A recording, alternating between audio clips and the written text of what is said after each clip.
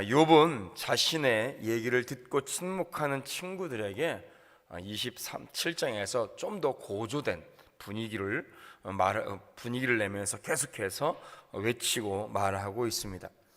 욥은 전절에서 먼저 고난 중에서 자신은 지속적으로 지금 온전하게 하나님의 앞에 신앙을, 믿음을 지키고 있다, 그리고 온전하게 살고 있다라는 것을 확실하게 말하고 있습니다. 그러면서 대적자들, 하나님께 대적하는 불신자들, 악한 자들은 반드시 파멸에 이를 것에 대해서 말씀하고 있으며, 나는 의롭기 때문에, 온전하기 때문에 그런 파멸에는 이르지 아니할 것이라고 말하고 있죠.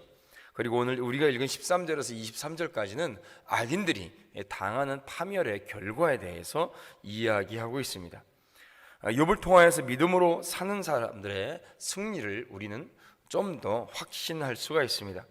욥은 하나님께서 자신을 연단한 후에 정금같이 나올 것을 분명하게 그는 믿고 있습니다. 그의 말처럼 그의 고난은 절대로 무의미한 것이 아니었습니다.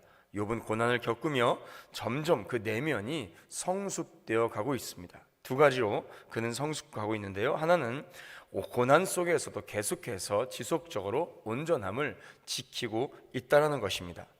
또한 두 번째로는 그는 하나님의 공의가, 하나님의 정의로운 심판이 반드시 이루어질 것이며 그 안에서 승리할 것이라는 것에 대해서 믿고 있습니다.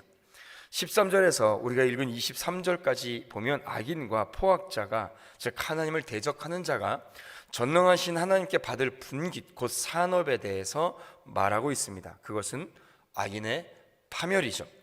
욥은 결코 자기가 고통받는 이유는 알 수는 없지만, 그렇다고 해서 악한 자들, 하나님을 대적하는 자들에 대한 종말에 대해서는 그 일반적인 심판을 부인하지 않고 있습니다. 그는 악인이 받을 심판에 대해서는 분명하게 믿고 있습니다. 그러나 본인은 그 악인의 심판을 받지 아니할 것이라는 것에 대해서도 분명하게 믿고 있습니다. 비록 지금은 고난을 받고 있지만 이것은 분명히 내 죄로 인한 고난이 아니기 때문에 명확한 이유는 알 수 없지만은 그러한 심판을 나는 받지 않을 것이나 악인은 반드시 이러한 심판을 받을 것에 대해서 그는 확실하게 믿고 이야기하고 있는 것이죠. 욥은 사악한 자들과는 달리 전능자 하나님에 의해서 반드시 회복되고 구원받을 것이라는 확신을 갖고 있었습니다. 우리가 고난 중에서도 이러한 믿음과 확신이 반드시 필요합니다. 우리가 당하는, 인생에서 당하는 모든 고난의 이유에 대해서는 다 명확하게 알 수가 없습니다. 때로는 우리 자신을 돌아보면서 자신의 죄에 대해서 깨닫기도 합니다. 또는 그 어려움을 당하는 이유에 대해서 발견하기도 합니다. 그러나 그러한 이유 없이, 내가 전혀 알지 못하는 이유도 없이 그저 고난 받을 수 있는 그런 상황들이 언제나 있죠.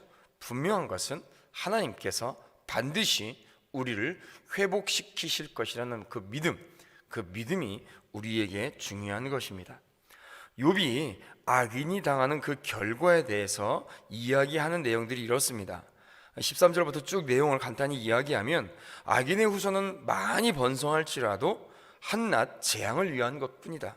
그의 후손은 잘 먹지 못하고 죽음의 병으로 반드시 죽게 될 것이다. 그 죽음이 이제 온전하지 못할 것이다라는 것에 대해서 이야기하고 있죠. 남편의 죽음이 너무 어이없어서 과부가 된 그들의 아내는 울지도 못할 것이며, 아무리 금은 보화가 많이 장만해도 의인이 그것을 나중에는 차지하게 될 것이다. 사악한 자들이 탐욕과 약탈로 부당하게 부를 축적하게 두는 것 같지만은 그들이 잠을 자다가 눈을 뜨면 물질도 없어질 것이다. 그들의 집은 거미집과 같이 되고 파수꾼의 초막처럼 초라하게 될 것이다. 악인의 파멸은 불가피할 뿐만 아니라 갑작스럽고 예측 불가능하다는 것에 대해서 계속해서 욥은 분명하게 얘기하고 있습니다. 두려운 폭풍이 밤에 악인을 갑자기 빼앗아 갈 것이고, 회오리 바람이 모든 물건을 삼켜 올려 사라지게 만들듯이 지금의 악인의 형통함은 그 끝이 하나님께서 불어 없어지는 그런 폭풍과 같이 흔적도 없이 사라질 것에 대해서 욥은 이야기하고 있습니다. 욥이 이렇게 악인이 받을 심판을 말하는 것은 자신이 하나님 앞에 반드시 승리할 것을 확신하고 말하는 것입니다. 욥은 악인의 멸망을 통해서 의롭게 살고 있는 자신과 믿음의 사람들은 반드시 영광스럽게 될 것을 지금 믿고 있는 것이죠. 욥은 지금 정의롭게 살다가 지금은 고난을 당하고 있고 마치 지금은 정의가, 하나님의 공의가 사라진 것처럼 보입니다. 그러나 그는 하나님의 공의의 심판은 반드시 존재하며 반드시 하나님의 정의가 승리할 것을 믿고 있는 것이죠. 때문에 그에게도 이제 부활이 올 것을 믿습니다. 먼 미래를 바라보고 있는 것이죠. 하나님은 그의 믿음대로 모든 것을 회복시키셨습니다. 그리고 하나님의 복 가운데, 더 큰 은혜 가운데 그를 인도하셨죠. 우리는 극한 고난을 견뎌내고 있는 욥을 통하여서 두 가지를 배웁니다. 첫 번째는 고난 중에서도 그의 믿음의 온전함을 지켰고 하나님의 공의의 심판이 반드시 이루어질 것에 대해서 그는 믿고 있었다는 것이죠. 그는 고난이 온다고 해도 절대로 아까 타협하지 않았습니다. 결코 부끄러운 짓을 그 입에 내뱉지 않았습니다. 많은 사람들이 정의롭게 살아도 망하게 되고 깨끗하게 살아도 손해보고 하기 때문에 불의하게 살아도 잘 산다고 생각하기 때문에 정의를 버리고 악과 타협하게 됩니다. 그러나 욥은 그런 억울함 속에서도 결코 공의를 떠나지 않았다라는 것이죠. 억울합니다. 억울함이 우리의 인생 속에서 반드시 있죠. 그 억울함 속에서도 욥은 결코 의의를 버리지 않았다라는 것입니다. 두 번째로 악인의 멸망을 통하여서 하나님의 의로움이 반드시 실현되고 그 하나님의 의로움 안에 있다면 자신은 반드시 승리하게 될 것을 그는 믿고 있었습니다. 공의가 이길 것을 확신하고 있었습니다. 그는 공의로우신 하나님을 믿고 있었습니다. 하나님께서 반드시 그 공의로우심을 반드시 세우실 것을 그는 믿고 있었습니다. 예수 그리스도께서 십자가의 고난 중에서도 절대로 타협하지 않으셨습니다. 그리고 부활의 승리를 확신하셨고 부활의 승리를 우리에게 보여주셨습니다. 욥은 예수님과 같이 그 부활의 승리를 믿었고 또 온전히 그 믿음을 지켜나갔습니다. 사랑하는 성도 여러분, 오늘 하루를 살아갈 때도 우리에게 억울함이 닥쳐올 수 있습니다. 갑작스러운 어려움이 닥쳐올 수도 있죠. 제가 항상 하는 말이 있습니다. 상처받지 않은 인생이 없고 아픈 삶이 없으며 사정 없는 가정이 없다라는 말을 제가 자주 합니다. 맞습니다. 우리 인생은 그렇습니다. 그러나 그 안에서도 하나님의 공의로움 반드시 존재하며 부활의 주님께서 우리에게 승리로 이끌어 줄 것을 믿습니다. 오늘 하루도 이런 믿음 가운데서 끝까지 하나님을 경외하는 믿음으로 승리하는 우리 복된 성도들 되시기를 주님의 이름으로 축원드립니다. 기도하겠습니다. 하나님 아버지, 주님의 은혜와 사랑을 감사드립니다.